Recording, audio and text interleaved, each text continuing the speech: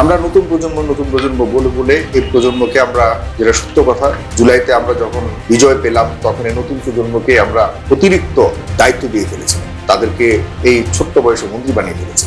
একদিকে আমরা বলি তারা অবুঝ, তারা বুঝে নেয় হয়তো, আবার অন্যদিকে এই অবুঝদেরকে আমরা মন্ত্রী বানাচ্ছি। আপনি একদিক দিয়ে বলছেন ওদেরকে ক্ষমতা দিতে হবে, ওদেরকে সামনে আনতে হবে, আবার বলছেন ওদের ভুল হলে বলেন ওরা ছোট মানুষ, ওদেরকে মাফ করে দেবে। হতে পারে ছোট মানুষকে ছোট মানুষের দায়িত্বই দিন। কালবেলার হাল ধরেছে কে? বর্তমান তারেক রহমান সাহেবের ঘনিষ্ঠ একজন মানুষ। উনার অধীনে চলা কালবেলা শেখ হাসিনার বক্তব্যের নিচে কি লিখলো? জয় বাংলা। তার মানে আমরা যে সবসময় বলেছি যে মিডিয়াতে পরিবর্তন হয়নি, এর চেয়ে বড় উদাহরণ আর কি হতে পারে? 71 টেলিভিশনের মালিক পক্ষ মেঘনা গ্রুপ আরো 2-3টা মিডিয়া কিনেছে।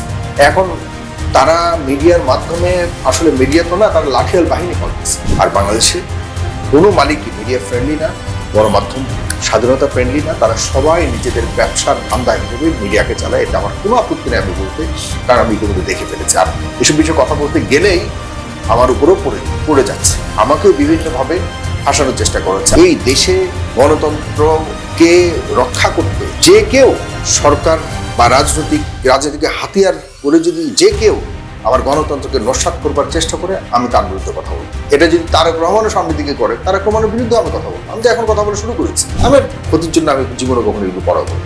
কেউ যদি এসে আমাকে ক্ষতি করে, আমি বুক পেতে দিব, তখনও বুক পেতে দিব। ইনশাল্লাহ কারো কাছে মাথা নত করবো না, এটা একদম অন রেকর্ড বলতেছি। আর এই মানুষগুলিও খুব অকৃতজ্ঞ টাইপের। এই মানুষগুলিও যখন যাকে পছন্দ করে, চোখ বন্ধ করে পছন্দ করা শুরু, তারা কখনোই বিচার বিশ্লেষণ করে না যে এই সমালোচনাটা কেন করছে, এখানে কি ধরনের মন্তব্য করা উচিত। এই মানুষ নিয়ে বেশি দিন আগাইতে আমরা পারবো না। মানুষের আগে ঠিক হতে হবে, মানুষকে আগে বুঝতে হবে। মানুষের যে কোনো ধরনের সমালোচনাকে মানুষ বিশ্লেষণ করবার মতো সেই রকম আপনার মেধা খাটাতে হবে। আচ্ছা, প্রথমে আমরা জানতে চাই আপনার কাছে 5 আগস্ট এই দিনটিকে আপনি কিভাবে দেখেন? একটি ফ্যাসিস্ট সরকারের পতন হিসেবে, নাকি বাংলাদেশের গণতান্ত্রিক ইতিহাসের নতুন অধ্যায়ের সূচনা হিসেবে? হ্যাঁ, ধন্যবাদ আপনাকে। 5 আগস্ট আমি মনে করি যে বাংলাদেশের দ্বিতীয়বার নিজের অস্তিত্বের পরিচয় জানান দিয়েছে। আমাদের 1971 সালে মহান স্বাধীনতা সংগ্রামের পর আমরা যে বাংলাদেশটিকে পেয়েছি, সেটিকে আমরা যদি অস্তিত্ব আকারে ধরি, আমাদের দেহ আকারে ধরি, সেই দেহটি পচে গিয়েছিল। সেই দেহে কোনো ধরনের মানবিক কোনো অংশ ছিল না। জুলাই 24 সেই দেহে নতুন করে প্রাণ দিয়েছিল এবং সেই প্রাণ নিয়েই দেহটাকে এখন আমরা চালাবার চেষ্টা করছি। সেই প্রত্যাশা নিয়ে সামনে এগিয়ে যাচ্ছে বর্তমান বাংলাদেশ। এরপরে এখানে তো আছে অনেক অনেক মানে ভালো লাগা মন্দ লাগার বিষয় তো রয়েছে। আমি এভাবেই মনে করি জুলাইটাকে যেভাবে আমরা পেয়েছি। এরপরে জানতে চাই আপনার কাছে যে 24শে জুলাইয়ের কথা মনে পড়লে একজন সাংবাদিক বা সম্পাদক অথবা দেশের একজন নাগরিক হিসেবে কোন স্মৃতিটা আপনার মনে পড়ে বা কোন বিষয়টা আপনাকে নাড়া দেয়? এখনো পর্যন্ত আসলে আমাদের শরীরটা এবং মন প্রাণটা নড়ে ওঠে সেই সময়কাল, সেই সময়ের দৃশ্যগুলো, সেই সময়ের প্রতিটি মুহূর্তগুলো। আমি দেশের বাইরে ছিলাম এবং আপনারা জানেন ফেস দ্য পিপল প্রতিনিয়ত প্রতিটি ক্ষণকে দেশের তৎকালীন সময়ে যে 24-এর আন্দোলন চলছিল, প্রতিটি ক্ষণকে শুধুমাত্র দেশের মানুষের কাছে নয়, সারা পৃথিবীর বিভিন্ন দেশে যারা বসবাসরত বাংলাদেশি প্রবাসীরা ছিলেন, তাদের কাছে দিন রাত প্রায় 24 ঘন্টায় কোনো না কোনো ভাবে সম্পৃক্ত থাকবার চেষ্টা করেছে। আমাদের যারা ফেস দ্য পিপলের যারা বিভিন্ন উপায়ে কৌশলের সাথে কাজ করেছিল বাংলাদেশ থেকে, তারা কিন্তু জীবনের ঝুঁকি নিয়ে বিভিন্ন জায়গায়, যেখানে আপনার সকল মিডিয়া তৎকালীন সময়ে ফ্যাসিস্ট সরকারের পক্ষে অবলম্বন করে সারা দেশের মানুষকে এবং দেশের বাহিরে থাকা বাংলাদেশি এবং আপনার সারা বিশ্ববাসীকে বিভ্রান্ত করবার চেষ্টা করছিল, তখন আমাদের সাহসী যোদ্ধারা যারা আমাদের ফেস দ্য পিপলের সাথে কাজ করতো বা আমরা একসাথে কাজ করতাম, তারা কিন্তু জীবন ঝুঁকি নিয়ে এই বিষয়গুলিকে তুলে ধরেছে জনসাধারণের কাছে। সুতরাং ওই সময়গুলি আমার এখনো মনে পড়লে যে আমি ঘুমাইনি, কয়েকদিন ঘুমাইনি। কারণ ওখানে রাত, এখানে দিন, এখানে দিন তো ওখানে রাত। শেখ হাসিনা যাওয়ার শেষ মুহূর্ত পর্যন্ত আমার মনে আছে, আমি আমার স্ত্রীকে তখন ভোর, কানাডাতে টরন্টোতে ভোরবেলা ভোরবেলাটা প্রায় সকাল হয়ে গেছে, তখন আমি শেষ পর্যন্ত আমি রাত সজাগ ছিলাম, সারা রাত সজাগ ছিলাম, একটা ফোঁটা ঘুমাতে পারিনি। ওই তখন বাংলাদেশ 5 তারিখ, সারা বাংলাদেশের মানুষ ঢাকায় আসবে, আসলে পরে একটা মুখোমুখি, কারণ আমার কাছে গোয়েন্দা থেকেও তথ্য ছিল যে যদি মানুষ ঢাকায় আসে এবং গণভবনের দিকে যাওয়ার চেষ্টা করে, হাসিনাকে এখানে কোনোভাবে তাকে যদি ঘেরাও করার চেষ্টা করে, তাহলে কয়েকটি স্তরে নিরাপত্তা বাহিনী এখানে ফেস করবে, এবং এইসব নিরাপত্তা বাহিনীকে ভেদ করে শেখ হাসিনা পর্যন্ত যাওয়াটা বড় মুশকিলের বিষয় ছিল। যদিও অনেক জনগণ তো রাস্তায় নেমেছিল, কেউই তো তখন আসলে এটাকে মুশকিল বলে মনে করেনি, তবে অবশ্যই এখানে অনেক হতাহতের একটা বিষয় ঘটতো। ওই দিন যারা ঢাকায় এসেছিল, আমাদের যারা জুলাই পক্ষের সাধারণ মানুষ, 5 তারিখ যারা ঢাকার মুখী হয়েছিল, তারা কিন্তু কেউই ফিরে যাবার জন্য আসেনি, এটাও সত্য। তারা সবাই এসেছিল শেখ হাসিনার পতন ঘটিয়ে তারা ফিরে যাবে, কিন্তু সেখানে ব্যাপক ক্ষয়ক্ষতির একটা আশঙ্কা ছিল। আমার কাছেও সেই তথ্যগুলি ছিল, কিন্তু আমরা আসলে তৎকালীন সময় এইসব ভীতিকর বা ভয় ভীতি দেখানোর মতো কোনো তথ্য কখনোই প্রচার করিনি। আমরা চেয়েছি না এই ঢেউয়ে ভেসে যেতে হবে বাংলাদেশের যে এই দীর্ঘদিন বসে থাকা ফ্যাসিস্ট। তো সেই দিনগুলি আসলে অনেক মনে পড়ে, কারণ প্রতিদিন টকশো করেছি, কত মানুষকে কত অনুরোধ করতাম, অনেকে আসতেন না টকশোতে, কত কৌশলী হয়ে, কারণ সেই একটা সুযোগ যেটি মানুষ প্রায় অন্তত পক্ষে তো লাস্ট 10 বছর ধরে শেখ হাসিনার নির্যাতনে এমন কোন স্তরের মানুষ বাদ নেই যারা ওই দিনটার অপেক্ষায় ছিল দীর্ঘদিন। তো সেদিনের স্মৃতির কথা আসলে বলে শেষ করা যাবে না। আমি কয়েকদিন ধরে অনেক কিছু বলতে পারবো, আমার কাছে অনেক স্মৃতি আছে এখনো পর্যন্ত, মানে আমার শরীর শিহরণ জাগে যখন আমি এসব মনে পড়ে। আচ্ছা, আরেকটা বিষয় হলো জুলাই আন্দোলনের সময় আমরা যেটা লক্ষ্য করেছি, আপনি ধারাবাহিকভাবে আওয়ামী লীগের সমালোচনা করছেন একজন সম্পাদক হিসেবে। আওয়ামী লীগের না, সরকারের সমালোচনা করেছি, তৎকালীন সরকারের সমালোচনা করছেন একজন সাংবাদিক হিসেবে বা আপনার সম্পাদকীয় জায়গা, সেখান থেকে কখন আপনার এমন মনে হয়েছে কিনা যে এটা ভারসাম্য রক্ষা করাটা কঠিন হচ্ছে? এবং একই সাথে আরেকটা বিষয়, জুলাইয়ের সময় যখন আমরা দেখছি যে অন্য মিডিয়াগুলো, বিশেষ করে যারা জুলাইয়ের আন্দোলনের পক্ষের কাজ করছেন, নাহিদ বা সার্জিস, হাসনাত, এদের মিডিয়াতে প্রচার করতে ভয় পাচ্ছিল, তখন আপনি প্রচার করছেন। সেই সময়টাতে আপনি এমন মনে হয়েছে কিনা যে একটু নিরাপদ দূরত্ব থেকে বা একটু মত প্রকাশের ক্ষেত্রে একটু সাবধান হলে আর জীবনটা আরো সহজ হতো, বা একটু নিরাপদে থাকতে পারতেন, বা কোনো হুমকি? আমি আমার নিরাপত্তার কথা কখনোই ভাবিনি, আমি এখনো ইনফ্যাক্ট ভাবি না। এখন তো বিএনপি সরকার চলছে, এখনো ভাবি না। আমার নিরাপত্তার একমাত্র আমার মহান রাব্বুল আলামিন, আল্লাহ তাআলা আমার নিরাপত্তা দেখবেন, এটা আমি ভাবি। আর দ্বিতীয়ত আমি মনে করি যে সবাই যদি নিরাপত্তার কথা ভাবে, দেশের নিরাপত্তার কথা কি ভাববে? আপনি দেখুন তৎকালীন সময়ে প্রত্যেকটা মিডিয়া শেখ হাসিনার পা চাটা গোলামে পরিণত হয়ে গেছে। কোন মিডিয়া তৎকালীন সময় বাংলাদেশের প্রকৃতির চিত্র তুলে ধরেনি, কোনো মিডিয়া না। আমি চ্যালেঞ্জ করে বলতে পারবো আজকে সেসব মিডিয়া একইভাবে পরিচালিত হচ্ছে, একই মালিকের তত্ত্বাবধান পরিচালিত, একই সাংবাদিকরা কিছু কত ঘাপটি মেরে আছে সেসব সাংবাদিকরা যারা হাসিনা ফ্যাসিস্ট আমলে এই মিডিয়াকে নষ্ট করেছিল, যেসব মিডিয়াদের এই অপারগতার কারণে, তাদের ব্যর্থতার কারণে কিন্তু ফেস দ্য পিপলকে মানুষ গ্রহণ করেছিল। কারণ ফেস দ্য পিপল তো আমি নিজে তৈরি করেছি, কখনো ভাবিনি যে বাংলাদেশের কোটি কোটি মানুষ আমাদের এই ছোট্ট ফেস দ্য পিপলের উপর নির্ভর করবে।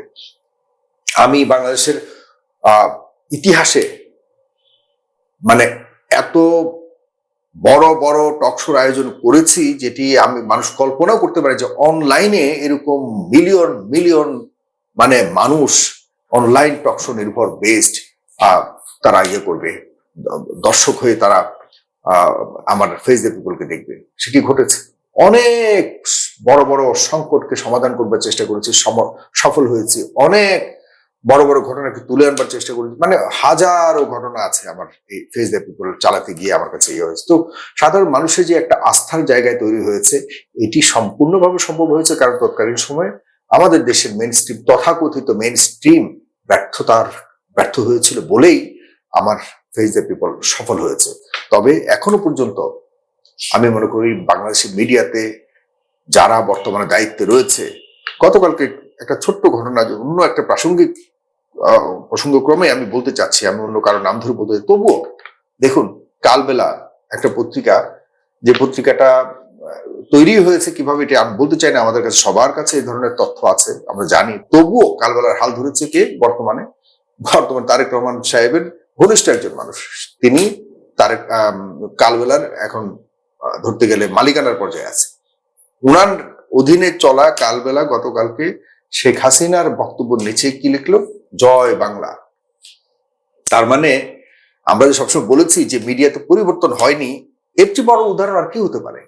৭১ টেলিভিশনের মালিক পক্ষ মেঘনা গ্রুপ আরো ২-৩টা মিডিয়া কিনেছে। এখন তারা মিডিয়ার মাধ্যমে, আসলে মিডিয়া তো না, তারা লাঠিয়াল বাহিনী পালতেছে।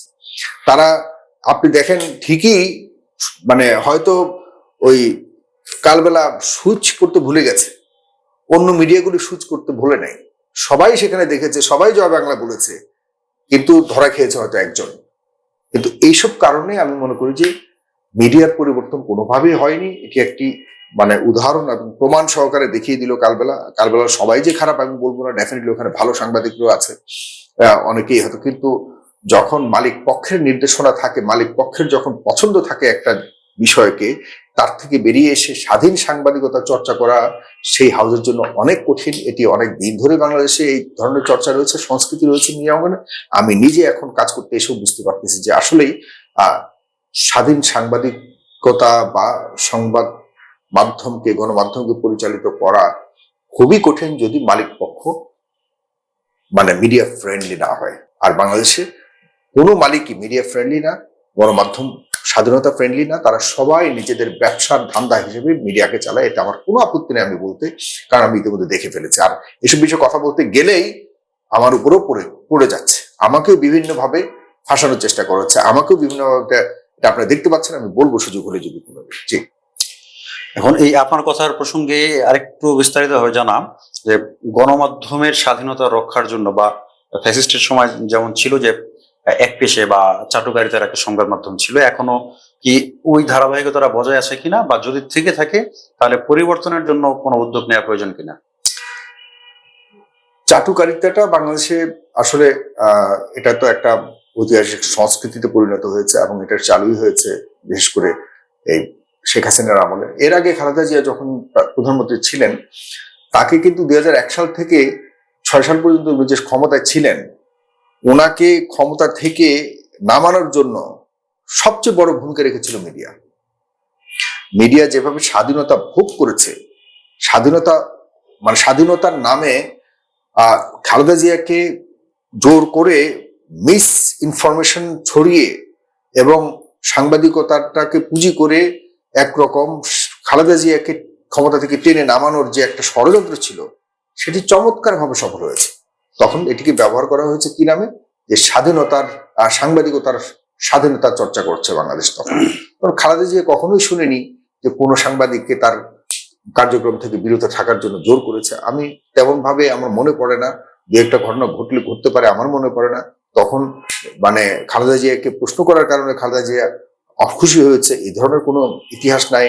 খালেদা জিয়া কখনোই কোনো সাংবাদিককে বা সংবাদ মাধ্যমকে তার নিজের পক্ষে কথা বলবার জন্য, অন্যের বিপক্ষে থাকবার জন্য এরকম কোনো নির্দেশনা বা চাপ প্রস্তাব, এই ধরনের কোনো ইতিহাস আমার মাথায় নাই। ভুল হতে পারি। তবে শেখ হাসিনা এই পুরো সংস্কৃতিটাকে তার নিজের অনুকূলে নিয়ে এদেশের মিডিয়াকে সম্পূর্ণ ধ্বংসের দ্বার প্রান্তে নিয়ে চূড়ান্ত পর্যায়ে নিয়ে গেছিল। গত ১৭ বছর মিডিয়া ছিল না, এগুলো সবই ছিল শেখ হাসিনার স্তুতি গাবার মানুষ। তারা শেখ হাসিনাকে কখনো উল্টাপাল্টা প্রশ্ন করে কেউ গণমাধ্যমে টিকে থাকবে এই ধরনের চিন্তা ভাবনা করাটাও গুণা ছিল রীতিমতো। সেই জায়গা থেকে এখন অনেকটাই উঠে আসছে, কারণ হলো জনাব তারেক রহমান, অন্তত পক্ষে আমি যতটুকু দেখতে পাচ্ছি, উনি এই বিষয়গুলিকে প্রশ্রয় দেয় বলে আমার মনে হচ্ছে না। কারণ তিনি যেখানেই ওনার সামনে কেউ অতিরিক্ত প্রশংসা করবার চেষ্টা করেছে, ইভেন ইনক্লুডিং মন্ত্রী পর্যন্ত, আমরা জানেন স্বাস্থ্যমন্ত্রী একবার জাস্ট ওনার ব্যাপারে একটা কথা বলতে চেয়েছিল, ওনার প্রশংসা করতে ছিল, সাথে সাথে কিন্তু তারা প্রমাণ বন্ধ করে দিয়েছে। ওনাকে বলছে যে আপনি এখানে এটা বলার কথা না, আপনি এখন বলতে পারবেন না। ঠিকই প্রসঙ্গ পরিবর্তন করতে বাধ্য করেছে। সেই প্রধানমন্ত্রীর অধীনে এখন বর্তমানে গণমাধ্যম ওই চাটুকারিতা করতে পারার মতো আগের মতো পারবে বলে আমার কাছে মনে হয় না। তবুও আমরা দেখছি সামনে কি হয়। এই প্রসঙ্গে আরেকটা জানা যে জুলাই পরবর্তী সময়ে বাংলাদেশের রাজনৈতিক কোনো পরিবর্তন আপনি দেখছেন কিনা? যদি দেখে থাকেন তাহলে সবচেয়ে বড় পরিবর্তনটা আসলে কোথায়, আর একই সাথে হতাশার জায়গাটা কোনটা? রাজনৈতিক পরিবর্তনের জন্যই তো দেশের মানুষ আসলে বাংলাদেশে না, সারা বিশ্বের মধ্যে অন্যতম একটা উদাহরণ 5ই আগস্ট। হ্যাঁ, 5ই আগস্ট বা 36 জুলাই আমাদের দেশের 2024 যেটি হয়েছে আমাদের, এটি সারা পৃথিবীতেই একটি উদাহরণ। এরকম আন্দোলন, স্বতঃস্ফূর্ত আন্দোলন, সারা দেশের মানুষ দল মত নির্বিশেষে, বাচ্চা, ছেলে, মেয়ে, বউ, মানে বাবা, কেউ বাদ ছিল না। সবাই মানে স্বয়ংক্রিয়ভাবে যখন নামা প্রয়োজন ছিল, ঠিক মনে হয় যেন একটা প্রকৃতি সবাইকে একটা জায়গায় মিলিয়ে দিয়েছে, যেটা গত 15 বছর ধরে সম্ভব ছিল না। কোন দল, বাংলাদেশের বিরোধী দলীয় যত দল ছিল, সবাই যে ব্যর্থ হয়ে গিয়েছিল, সবাই যে ব্যর্থতার শীর্ষে অবস্থান করছিল, এটি আমরা কিন্তু অনেকগুলো বড় বড় সমাবেশ বিএনপি ডাক দিয়েছিল, জামাত বিএনপি একসাথে লড়াই করেছিল, পাশাপাশি শেখ হাসিনার বিরুদ্ধে দীর্ঘ সংগ্রাম করেছে, তারা যে বারবার ব্যর্থ হয়েছিল এটি আমরা বহুবার উদাহরণ হিসেবে দেখেছি। ইনক্লুডিং 28 অক্টোবর যেটি সর্বশেষ ছিল, তখনও ভয়ঙ্কর ভাবে ব্যর্থ হয়েছে এবং বিশাল জনসমাগম হওয়া সত্ত্বেও ঢাকাতে আপনার মনে আছে, এর চেয়েও কম মানুষ নিয়ে আরো মানে চমৎকার ভাবে, যেখানে কোনো ধরনের লিডারশিপ ছিল না, যেখানে কোনো পরিকল্পনা ছিল না, এত চমৎকার ভাবে যে 24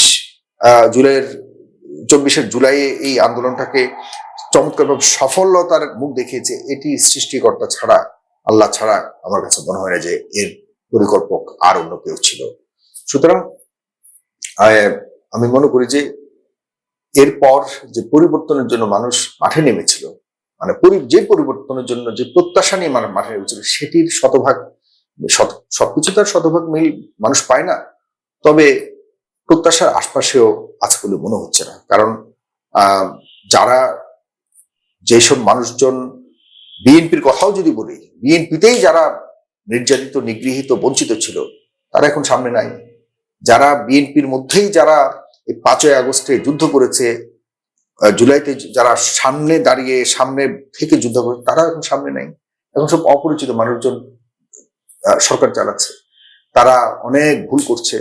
আমরা রাজনৈতিক একটা আমূল পরিবর্তন চেয়েছিলাম, সেই ধরনের পরিবর্তন আমরা দেখতে পাচ্ছি না। এখন যারা পাশাপাশি যুদ্ধ করেছে তারা এখন বড় শত্রু হয়ে যাচ্ছে। এটাকে পরিবর্তন বলে না। আমাদের আশা প্রত্যাশার মধ্যে অনেক আঘাত আসছে। আমরা খুব বেশি সুখ ফিল করছি না বর্তমান অবস্থা দেখে। এক তারেক রহমান ভালো করছে, এটা দিয়ে সারা বাংলাদেশ ভালো করছে বলা যাবে। যে গতকালের একটা বিষয়, মানে রিসেন্ট একটা ঘটনা নিয়ে আপনার কাছে জানতে চাই, যে হাসিনা দিল্লি থেকে যে ভাষণ অনলাইনে যুক্ত হয়েছিলেন, ওইটাকে কেন্দ্র করে যদি, বা আমরা যেটা শুনি যে হাসিনা ডিসেম্বরে আসবেন, এরকম একটা বিষয়, যে আওয়ামী লীগ যদি গণতান্ত্রিক প্রক্রিয়ায় আবার ফিরে আসতে চায়, সেক্ষেত্রে আপনার কি মনে হয় সবচেয়ে বড় শর্ত কি হওয়া উচিত, বা কোনো সুযোগ আছে কিনা? গণতান্ত্রিক উপায়ে ফিরে আসার এই ধরনের প্রশ্ন করার কোনো সুযোগ আছে বলে না। উনি গণতান্ত্রিক, উনি অগণতান্ত্রিক একজন মানুষ, গিয়েছে তিনি অগণতান্ত্রিক ভাবে। আসার যদি কখনো ওনার সুযোগ হয়, তাহলে অগণতান্ত্রিক ভাবে আসতে হবে। গণতান্ত্রিক ভাবে আসতে গেলে ওনাকে সর্বপ্রথম জেলে যেতে হবে, কারণ উনি তো ওয়ারেন্টের আসামি, রাইট? উনি যদি ওইভাবে আসে, ওনাকে তো রাজনীতি করার তো সুযোগ নাই ওনার। আর উনি আসুক, এটা তো আমিও চাই। উনি আসুক, উনি আসতে করে উনি বিচার ফেস করবেন, আদালত ফেস করবেন, এরপর ওনার ভাগ্যে যা আছে তাই হবে। আমরা অবশ্যই চাই এদেশে যিনি 24-এর মধ্যে অনেক অপরাধ ঘটিয়ে গেছেন, তো তার বিচার কি হবে না? উনি ওনাকে তো ধরে সেফ কাস্টডিতে রাখা হয়েছে। 5ই আগস্ট উনি এই দেশ থেকে গেছেন নিজেকে বাঁচানোর জন্য, তো ওনার আনটাচড হয়ে আছে। এতগুলি অপরাধ তিনি করেছেন, গত 17 বছর শোষণ শাসন করে যা কিছু করেছেন। 5ই আগস্ট পর্যন্ত কত মানুষ হত্যাকাণ্ড হলো, এগুলির অনেকগুলি মামলা ওনার বিরুদ্ধে রয়েছে। তো উনি তো, এটা তো আমরা সবাই চাওয়া উচিত যে উনি সেগুলি ফেস করুক। ওনাকে তো এখানে আর চমৎকার ভাবে বিরোধী দলীয় নেত্রী অথবা সাবেক প্রধানমন্ত্রী হিসেবে ওনাকে ওরকম বিশাল সম্মানের সাথে তো আর কেউ গ্রহণ করবে বা করার কোনো সুযোগই নেই। তবে আমার মনে হয় উনি কখনোই এই বাংলাদেশে আসার মতো সিদ্ধান্ত নেওয়া এত বড় ভুল উনি করবে বলে আমার মনে হয় না। মানে ওনার জন্য বলি, আমরা চাই আসুক, কিন্তু উনি মনে হয় না এই ভুল কখনোই করবেন। কারণ ওনার প্রতি শুধুমাত্র আদালতে যে ওনার জন্য বসে আছে তা না, বাংলাদেশে অনেক মানুষ যাদের সন্তান মারা গেছে, যারা দীর্ঘদিনের নির্যাতিত ছিলেন, তারা মনে হয় না যে ওনাকে খুব ভালোভাবে স্বাগত জানাবে। আচ্ছা, আপনার প্রতিষ্ঠান ফেস দ্য পিপল জুলাইয়ে যেভাবে কাজ করছে সেই দৃষ্টান্ত বাংলাদেশের সাংবাদিকতার ক্ষেত্রে কি শিক্ষা নিতে পারে, সেই দৃষ্টান্ত থেকে আপনার কি মনে হয়? জুলাই পর্যন্ত কাজ করেছি বলাটা আমি মনে করি জুলাই পর্যন্ত না, মানে জুলাইয়ে যে কাজটা করছে, অর্থাৎ জুলাই কাজ সময়টা দেখুন, তৎকালীন সময় আমি চাই যে আমি আপনাদের ক্যামেরার সামনে বলছি, আমাদের এই ক্যামেরাগুলি আছে, সাক্ষী রেখে বলছি, বাংলাদেশের যতগুলি মিডিয়া ছিল কোন মিডিয়া প্রকৃতপক্ষে জুলাইয়ের পক্ষে কাজ করেনি। জুলাইয়ে যারা আন্দোলন করেছিল, যুদ্ধ করেছিল, সবাইকে তৎকালীন সময় জঙ্গি হিসেবে অভিহিত করেছিল। সারা পৃথিবীর মিডিয়ার কাছে ভুল তথ্য পাঠিয়ে কিভাবে বিভ্রান্ত করা যায় আন্দোলনকে, কিভাবে নস্যাৎ করা যায়, কিভাবে আন্তর্জাতিক শক্তি নিয়ে শেখ হাসিনা আরো ক্ষমতায় থাকতে পারে, সে ধরনের যথেষ্ট চেষ্টা করেছে। আর সবকিছু মিলিয়ে বাংলাদেশের যতগুলি মিডিয়া ছিল তৎকালীন সময় যারা ছিল, ঠিক তারা এখনো আছে। এই দুঃখ আমি কার কাছে বলি, তারা এখনো পর্যন্ত বলবৎ এবং তারা এখনো পর্যন্ত পেছন থেকে কাজ করছে আমাদের এই দেশটাকে আবারও একটা মানে কিভাবে বিভ্রান্ত করা যায়, এই সামনের পথটা যেভাবে আমরা সবাই সম্মিলিতভাবে সামনে এগিয়ে যাওয়ার যে পরিকল্পনা করছি, এটাকে নস্যাৎ করবার জন্য ইতিমধ্যে মানে পাশাপাশি দাঁড়িয়ে যারা যুদ্ধ করেছে দীর্ঘদিন, তাদেরকে পর্যন্ত বিভক্ত করে ফেলছে, অলরেডি সফল তারা। সামনে আরো ভয়ঙ্কর দিন অপেক্ষা করছে। এবং এই যারা মানে আগে শেখ হাসিনার আমলে একচেটিয়া মিডিয়াতে নিয়ন্ত্রণ করেছে, তারা এখনো আছে, তারা কিছুদিনের জন্য চুপচাপ আছে। আগামী কিছুদিনের মধ্যেই তাদের আসল চেহারা উন্মোচিত হবে, তখন এদেরকে নিয়ন্ত্রণ করা আর সম্ভব হবে না। তারেক রহমানের সরকারকে বরং ওরাই নিয়ন্ত্রণ করবে কিছুদিন পর। দেখেন, আপনি ব্যক্তিগতভাবে জানতে চাই, এই জুলাইয়ের সময় থেকে এখন পর্যন্ত আপনি ব্যক্তিগতভাবে যে ঝুঁকি নিয়েছেন, বিশেষ করে জুলাইয়ের সময়টায়, এটা এই মানে ঝুঁকি নেওয়ার পর শেষ পর্যন্ত বা এখন পর্যন্ত আপনার প্রাপ্তিটা কি আসলে? আমার প্রাপ্তির জন্য আমি কিছু করিনি। আমি বাংলাদেশে এসেছি, আমি দীর্ঘদিন 9 বছর কানাডায় ছিলাম, সেখানে মানে গিয়েছিলাম দেশের পরিস্থিতির কারণে, বাধ্য হয়ে গিয়েছিলাম। ভেবেছিলাম যে চলে আসবো কয়েকদিন পর, কিন্তু আর দেখলাম যে ফিরে আসার কোনো পরিবেশ ছিল না, বাধ্য হয়ে সেখানে থাকতে হয়েছে। সেখানে একটা সময় আমি অ্যাডজাস্ট করে নেবার চেষ্টা করেছি। সেখানে আমার পরিবার আছে, আমার বাচ্চা কাচ্চা আছে, তাদের একটা সামাজিক কি বলবো এটাকে, একটা একটা বন্ডিং তৈরি হয়েছে। সুতরাং সেখানে আমার একটা ইয়ে আছে। আর বাংলাদেশে আসার পর আমি খুব বেশি যে প্রত্যাশিত জায়গায় যেতে পেরেছি, আমার তেমন কোনো কিছু চাওয়া ছিল না। যে আমি ভেবেছিলাম স্বাধীনভাবে এই দেশে গণমাধ্যম, অন্য গণমাধ্যম যেভাবে চলবে স্বাধীনভাবে, আমিও হয়তো তাদের সাথে তাল মিলিয়ে চলতে পারবো। কিন্তু যা দেখতে পাচ্ছি যে আসলে যেসব গণমাধ্যম, আপনার মাথায় রাখতে হবে, আপনি যখন দেখবেন যে 10 জন, আপনি 10 জনের একটা একই কাজের গ্রুপের 9 জন যদি একটা পথে হাঁটে, আবার সেই পথটা যদি হয় আপনার বিপরীতে, আপনি একা যখন চলেন, তখন আপনি কতটুকু যেতে পারবেন? আমি এই একা পথটা হাঁটছি, আমি জানি না কতটুকু যেতে পারবো। তবে আমি একা পথে হাঁটতে হাঁটতে যদি ওই 9 জনের মানে আমার যদি কোনো উপায় না থাকে, আমি যেটা হয় সাধারণত যে এই একজনও 9 জনের কাছে ঘিরে যায়, রাইট? আমি সেটা না করে আমি আবারও হয়তো আগের জায়গায় চলে যাব, তবু আমি এই 9 জনের কাছে যাব না। এটা হলো আমার ব্যক্তিগত ইথিক, আমার এই যে অবস্থা। আপনি নিজের সিদ্ধান্ত আলাদা করে নেওয়ার কারণে প্রতিকূল অবস্থা ফেস করছেন। এই 9 জন, হ্যাঁ, এই 9 জন আমার পিছনে লেগে আছে। আমাকে কিভাবে আমার এই জায়গাটাকে বিতর্কিত করা যায়, আমাকে কিভাবে এখান থেকে সরানো যায়, আমাকে কিভাবে আমার অবস্থানকে প্রশ্নবিদ্ধ করা যায়, এই ধরনের চেষ্টা চলছে, প্রতিনিয়ত চেষ্টা চলছে। হ্যাঁ, আমি কিছু মনে করছি না, আল্লাহর উপরে ভরসা আছে আমার। আমি শেখ হাসিনাকে বলবো না, শেখ হাসিনার আওয়ামী লীগ তো আমার শত্রু ছিল না, আমার ব্যক্তিগত শত্রু ছিল। এমন না যে শেখ হাসিনার বাড়ি আমার বাড়ি পাশাপাশি, আমাদের কোনো জমি সম্পদ নিয়ে ঝগড়া আছে ব্যক্তিগত, তা না। এই দেশে গণতন্ত্রকে রক্ষা করতে যে কেউ সরকার বা রাজনীতিকে হাতিয়ার করে যদি যে কেউ আমার গণতন্ত্রকে নস্যাৎ করবার চেষ্টা করে, আমি তার বিরুদ্ধে কথা বলবো। এটা যদি তারেক রহমানের সামনের দিকে করে, তারেক রহমানের বিরুদ্ধে আমি কথা বলবো। আমি তো এখন কথা বলা শুরু করেছি। 6 মাসে এই সরকারের পার হবার পর আমি ধরে নিয়েছি যে এই সরকারের প্রত্যেক দিন আমি তার ভালো মন্দ আমি বিশ্লেষণ করা শুরু করব। এটা তো আমার আছে। আমি হয়তো তার সামনের দিনগুলি হয়তো এখানে আমাকে ঠিক আগের মতো যদি কঠিন হয়ে যায় থাকা, আমি চলে যাব। কিন্তু সাধারণ মানুষ, আমি মনে করি যে লাখো লাখো কোটি কোটি মানুষ এই ফেসবুকগুলোর উপর যখন যেভাবে আস্থা রেখেছিল আগে, ঠিক সমানভাবে আস্থা রাখবে। আমার ইতিমধ্যে আমার বিরুদ্ধে অনেক ধরনের চেষ্টা চলমান। আমি হয়তো না পারলে চলে যাব, কিন্তু কারো কাছে গিয়ে ধর্ণা ধরার, আমার এখানে থেকে আমাকে একবারে পুরোপুরি আমার মান সম্মান সবকিছু বিকিয়ে দিয়ে আমাকে এখানে করতেই হবে কোনো কিছু, আমার সেই ইচ্ছা নাই। মানে আপনার এই প্রসঙ্গে, এই বিষয়ে আর একটা, যেহেতু এই বিষয়টা মানে বললেন, সেই দিক থেকে একটা প্রশ্ন আসে। ধরেন যদি আগামীকাল রাজনৈতিক পরিবর্তন হয়, আপনি যাদের বিরুদ্ধে কথা বলছেন তারা ক্ষমতায় আসে, তখন আপনি বাইরে চলে গেলেন, অথবা দেশে কোনো কারণে যেতে পারলেন না, সেক্ষেত্রে আপনি বা আপনার পরিবারের যারা আছেন তাদের নিরাপত্তা নিয়ে আপনি শঙ্কিত কিনা? আমি তো অবশ্যই শঙ্কিত। মানে আপনি একটা জিনিস আমি চ্যালেঞ্জ করে বলতে পারি যে এই যে শেখ হাসিনার আমলের বিভিন্ন সময়ের যে তার কুকর্ম বলুন, তার মানে বাংলাদেশকে এই বিপথে নেবার যে বিষয়গুলো তার মধ্যে ছিল, সেসব কারণে আমি সবসময় কথা বলেছি এবং বিভিন্ন মানুষকে দিয়ে কথা বলানোর চেষ্টা করেছি, সমালোচনা করেছি একাধারে। আর আগস্টের বা 24 জুলাইয়ের মধ্যে কি ধরনের ভূমিকা রেখেছি এটা সারা বাংলাদেশের মানুষ জানে, আমার বলার কোনো প্রয়োজন নাই।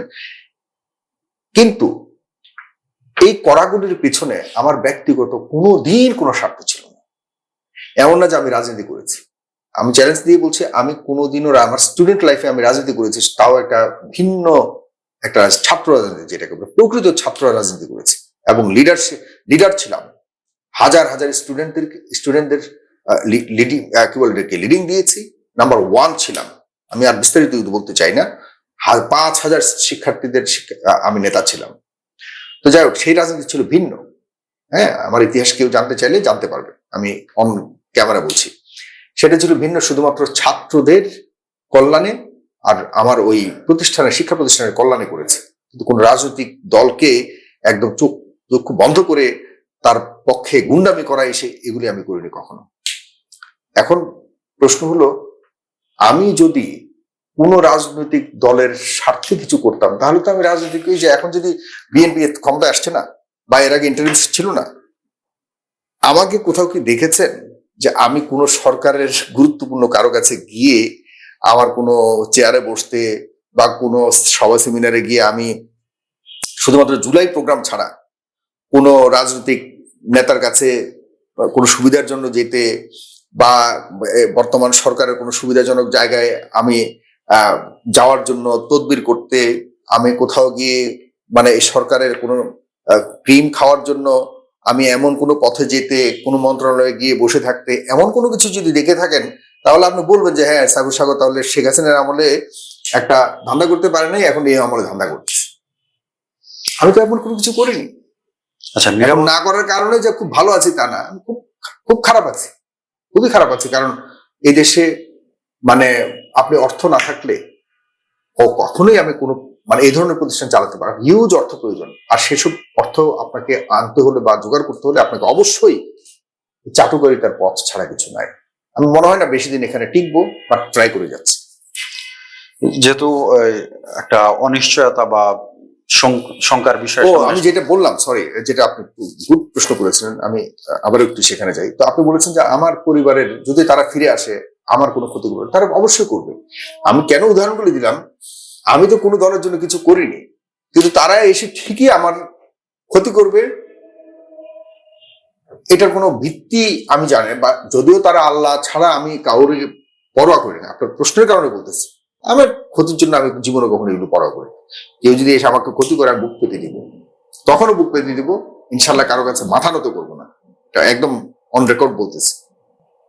কিন্তু ওরা যদি কখনো সুযোগ পায়, আমি জানি না ততদিন পর্যন্ত আমি বেঁচে থাকবো কিনা, আগামী 50 বছর পর যদি তারা যদি সুযোগ পায়, সেই পাওয়ার বিপরীতে আমি প্রশ্নটা করছি যে এর কোনো মানে ভিত্তি আছে কিনা, বোঝেন না? যে আমি ব্যক্তিগতভাবে আমার সুবিধার জন্য তাদের ক্ষতি করেছি, কি সুবিধা আমি নিয়েছি? তারা যদি আজকে এসে বলে তুমি তুমি তো আজকে এই আমাদেরকে ভাগাই দিয়া আমার 5,000 কোটি টাকার তুমি মালিক হয়ে গেছো, বা অমুক সুবিধা তুমি নিছো, সুতরাং তুমি এখন জবাব দিতে হবে, এরকম জবাব দেওয়ার মতো কোনো কাজ আমি করিনি। ওকে, সুতরাং তাদের অনেক মানে তাদের আক্ষেপ থাকতে পারে, ক্ষোভ থাকতে পারে, ঠিক একইভাবে ক্ষোভ কিন্তু বর্তমান সরকারও আমার প্রতি আছে। কারণ আমি এই মাত্র তো শুরু হলো ইন্টারিমের, একমাত্র কন্টিনিউয়াসলি ইন্টারিম গভর্নমেন্টের আমি প্রত্যেক দিন তাদের সমালোচনা করেছি। প্রত্যেক দিন ইন্টারিম গভর্নমেন্টের কেউ বলতে পারবে না কারো কাছে গিয়ে ধর্ণা দিয়েছি। প্রত্যেক দিন সমালোচনা করেছি এবং যৌক্তিক সমালোচনা করেছি, এবং যা বলেছি ফ্রম দ্য ডে ওয়ান ঠিক তাই হয়েছে। যেসব সমস্যার মধ্যে পড়বে দেশ, আজকে তাই হচ্ছে। কখনোই শুনে নাই। আর এই মানুষগুলিও খুব মানে অকৃতজ্ঞ টাইপের। এই মানুষগুলিও যখন যাকে মানে পছন্দ করে, চোখ বন্ধ করে পছন্দ করা শুরু করে, তারা কখনোই বিচার বিশ্লেষণ করে না যে এই সমালোচনাটা কেন করছে, এখানে কি ধরনের মন্তব্য করা উচিত। এই মানুষ নিয়ে বেশি দিন আগাইতে আমরা পারবো না। মানুষের আগে ঠিক হতে হবে, মানুষকে আগে বুঝতে হবে, মানুষের যে কোনো ধরনের সমালোচনাকে মানুষ বিশ্লেষণ করবার মতো সেই রকম আপনার মেধা খাটাতে হবে। জুলাই শহীদদের পরিবারের উদ্দেশ্যে আপনি কি বার্তা দিতে চান? জুলাই শহীদদের পরিবার, এগুলি এখন জুলাই বা জুলাই শহীদ এগুলি বললে পরে অনেকে হাসাহাসি করে। সরি টু সে, এইটা হলো বাস্তবতা। এমন পর্যায়ে চলে গেছে জুলাই এখন অনেকটাই মানে অপ্রাসঙ্গিক হয়ে যাচ্ছে। এটা যদিও পরিকল্পনার অংশ, একটা বৃহৎ পরিকল্পনা সেই ইন্টারিম সরকারের আমল থেকেই শুরু হয়েছিল।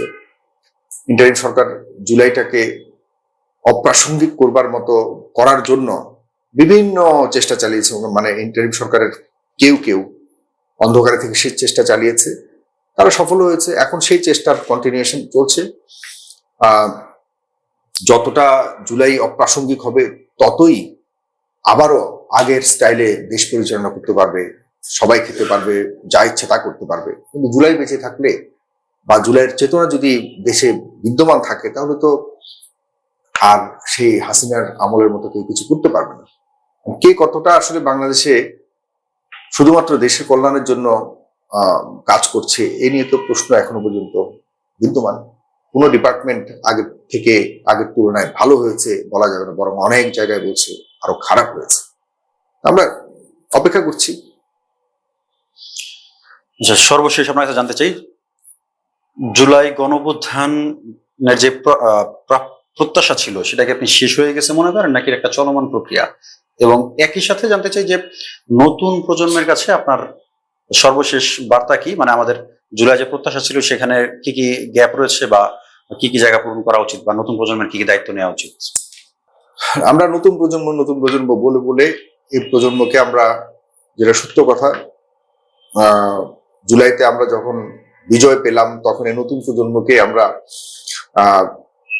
অতিরিক্ত দায়িত্ব দিয়ে ফেলেছিলাম। তাদেরকে এই ছোট্ট বয়সে মন্ত্রী বানিয়ে ফেলেছিলাম। মন্ত্রী বানানোর পর যতগুলি এই আপনার যুব সমাজের প্রতিনিধি হিসেবে যাদেরকে আমরা ইয়ে করেছি, বা এই ইয়াং জেনারেশন যেটাকে জেনজি বলি, তাদের সবার বিরুদ্ধে কোনো না কোনো অভিযোগ উত্থাপিত হয়েছে। তা আমরা অন্তত পক্ষে এই যে কালিমা লেপন করলাম, একটাই নির্ভরতা ছিল যে জেনজি যারা, তারা অন্তত পক্ষে সকল অভিযোগের বাইরে থাকবে, তাদের বিরুদ্ধে কোনো সময় কোনো অভিযোগ আসবে না। আমরা অন্তত পক্ষে যে কোনো সংকটে বাংলাদেশে জেনজিরা আসবে, সংকট থেকে তুলে নিয়ে যাবে আবার একটা জায়গায়, আমাদের এই জাতিটাকে তারা মানে রেখে বা আমাদের পথে দিবে, ধাবিত করার জন্য সহযোগিতা করবে। আবার তারা তাদের পড়াশোনায় ফিরে যাবে, আবার কখনো যদি দেশ এভাবে অন্যদিকে যায় আবার তারা আসবে। এই তো জেনজিদের কাজ ছিল, এই তো ছাত্র সংগঠন বা ছাত্র রাজনীতি যেটাকে বলে। কিন্তু তারা এইভাবে উদ্ধার করতে এসে নিজেরাই ঢুকে গেছে। ঢুকে যাওয়ার ফলে সাধারণ মানুষ এখন বিভ্রান্ত যে সামনের সময় যদি আবারও আমরা এরকম কোনো একটা সংকটে পড়ি, আবার ওরা আসবে, আবার ওরা ঢুকে যাবে। এই আশা এবং ঢুকে যাওয়ার প্রসেসটা খুব বেশি ভালোভাবে সব মানুষ নেয়নি। একদিকে আমরা বলি তারা অবুঝ, তারা বুঝে নেয় হয়তো, আবার অন্যদিকে এই অবুঝদেরকে আমরা মন্ত্রী বানাচ্ছি। মানে সাংঘর্ষিক, কন্ট্রাডিক্টরি না? আপনি একদিক দিয়ে বলছেন ওদেরকে ক্ষমতা দিতে হবে, ওদেরকে সামনে আনতে হবে, আবার বলছেন ওদের ভুল হলে বলেন যে ওরা ছোট মানুষ। ওদেরকে মাফ করে দেন, এটা হতে পারে না। ছোট মানুষকে ছোট মানুষের দায়িত্বই দিন, আর যারা বড় মানুষ তাদেরকে। এই বড় মানুষ আর ছোট মানুষের মধ্যে যদি ব্যবধান না থাকে, মাঝখানে একটা গ্যাপ তৈরি হয়। সেই গ্যাপটার কারণে ইন্টারিম সরকার বলছে না, কেউ কেউ একদম পুরোপুরি 90-এর বয়স, আর কেউ হাঁটুর নিচের বয়স, এভাবে একটা মানে প্যানেল চলতে পারে না। বড় ধরনের একটা গ্যাপ এখানে আমাদের, এখানে একটা বিশাল বৈষম্য ছিল। বৈষম্যের উদ্ধার করতে গিয়ে আমরা নিজেরা চরম বৈষম্যের মধ্যে ঢুকিয়ে দিয়েছিলাম। তো ইন্টারিম সরকারের আমলে আমরা দেশটাকে যেখানে নিতে পারতাম সেখানে নেওয়া আর পসিবল হবে বলে আমার মনে হয় না। হতাশায় সেখানেও রয়েছে। বাস্তবতার জায়গা থেকে কথা বলতে গেলে স্বার্থের অনেক ঊর্ধ্বে যেতে হবে। সেই স্বার্থ থেকে ঊর্ধ্বে যাওয়ার মানসিকতা আমাদের দেশের মানুষের যেমনটা নাই, আর রাজনীতিবিদদের নাই বললেই চলে। সবাই কোনো না কোনো ধান্দায় আছে, সবাই। তবে একটাই উপকার হয়েছে, যে শেখ হাসিনা এবং আওয়ামী লীগ এই দেশ থেকে গেছে। তো এটার এই উপকারের যদি একমাত্র উপকার আমরা মেনে বা ধরে রাখি, তাহলে 24-এর অর্জন আসলে কতটা হয়েছে নিয়ে প্রশ্ন উঠবে। আমরা কেউই এর বাইরে না, এসব প্রশ্নের মধ্যে আমাদেরকে ঘুরপাক খেতে হবে। আচ্ছা, শেষ করতে চাচ্ছিলাম, কিন্তু আপনি যেহেতু বললেন একমাত্র আওয়ামী লীগ গেছে, এটা ছাড়া আর কোনো প্রাপ্তি নাই, বিষয়টা এরকম কি না? শুধু জুলাই আন্দোলনের মাধ্যমে আওয়ামী লীগ বা ফ্যাসিস্টের পলায়ন ঘটছে বা দেশ থেকে বিতাড়িত হয়েছে, শুধু এটাই শেষ? এছাড়া জুলাইয়ের পর বা জুলাইয়ের মাধ্যমে এখন পর্যন্ত কোনো বড় ধরনের কোনো প্রাপ্তি আছে কিনা আমাদের? বড় ধরনের প্রাপ্তি বলতে কি বোঝেন আমি জানি না, কারণ আমাদের দেশে তো একেবারে এমন না যে মালয়েশিয়া হয়ে গেছে, এমন না যে, আরো সময় লাগবে। প্রাপ্তি বলতে আমরা যে ফাইন্যান্সিয়াল, যদি আমরা রিফরমেশনের কথা বলি বা ফাইন্যান্সিয়াল একটা রেগুলেশন এর কথা যদি বলি, মানে যে কোনো দেশের একটা বড় রেভলিউশনারি চেঞ্জ হবার পর অর্জন হতে হবে আপনার ইকোনমি বেসড, অর্জনটা হতে হবে আপনার ডেভেলপমেন্ট বেসড, অর্জন হতে হবে আপনার হিউম্যান ডেভেলপমেন্ট বেসড। তো আমরা এগুলির যতগুলি বললাম, এই কোনো ক্রাইটেরিয়াতে আমাদের ডেভেলপমেন্ট আছে আমার তো মনে হয় না। আন্দোলনের পর একটা বিশাল, ঠিক এই বিশাল দুর্নীতিগ্রস্ত একটা ছায়া আমাদের থেকে চলে গেছে, বাট আমাদের নিজেদের তৈরি করার জন্য এখনো পর্যন্ত একটা ঐক্যমতে আমরা আসতে পারিনি। আমরা ঐক্যবদ্ধ একটা জাতি হতে পারিনি। আমরা আবারও দেখেন, মাত্র কয়েক মাস হলো আবারও এখন দেখা যাচ্ছে যে যেই মানুষগুলো একসাথে দীর্ঘদিন নির্যাতিত হবার পর আন্দোলন করে একটা বিশাল পাথরকে সরালো, তারা আবার মুখোমুখি হয়ে গেছে। মানে একটা সাস্টেইনেবল যে ডেভেলপমেন্টের জন্য পাশাপাশি থেকে শুধুমাত্র দেশের উন্নয়নের জন্য, দেশকে উন্নতি করার জন্য যে কাজ করা, এইভাবে এখানে কেউই ফোকাস করছে না। সবাই আবারও সেই প্রতিপক্ষ মুখোমুখি এই জাতীয় রাজনীতিতে আবারও চলে যাচ্ছে। তো অর্থনীতির জন্য, দেশ ডেভেলপমেন্টের জন্য কই, আমি তো কোনো সময় দেখছি মানে কেউই ওটার জন্য ভাবছে না। আপনার জাপান দ্বিতীয় বিশ্বযুদ্ধের পর জাপান প্রায় ধ্বংসপ্রাপ্ত একটা জাপান ছিল। সেই জাপানে প্রথম ঘোষণা দিয়েছিল যে আমরা লেখাপড়ার দরকার নেই, আমরা এখন সবাই মাটি কাটবো, আমাদের ঘর বানাবো, আমাদের এটা করবো ওটা করবো। সবাই বলছে যে আমাদের পড়াশোনার কোনো প্রয়োজন নেই আপাতত, আমরা শুধুমাত্র আমাদের এখন মানে রাস্তা উন্নয়নের কাজ করবো, অমুক কিছু উন্নয়নের কাজ করবো। সবাই একসাথে কাজ করেছে। আর আমাদের দেশে অটো প্রমোশন দিয়ে দেওয়া হয়েছে, যারা ওয়ানে ছিল তাদেরকে টুতে বানাই উঠিয়ে দেওয়া হয়েছে। তো এই ধরনের কাঁচা বুদ্ধি দিয়ে তো আপনি বেশি দিন মানে বেশি দূর এগোতে পারবেন না। আমাদেরকে আরো মানে যৌক্তিক এবং অর্থনীতির ভালোর জন্য আরো বড় ধরনের মানে পরিকল্পনা প্রয়োজন। আর সেখানে একটা ঐক্যবদ্ধ জাতির এক্সপোজড থাকতে হবে, তবেই সম্ভব, আদারওয়াইজ সম্ভব। ঠিক আছে, সময় দেওয়ার জন্য ধন্যবাদ আপনাকে। ধন্যবাদ আপনাকে।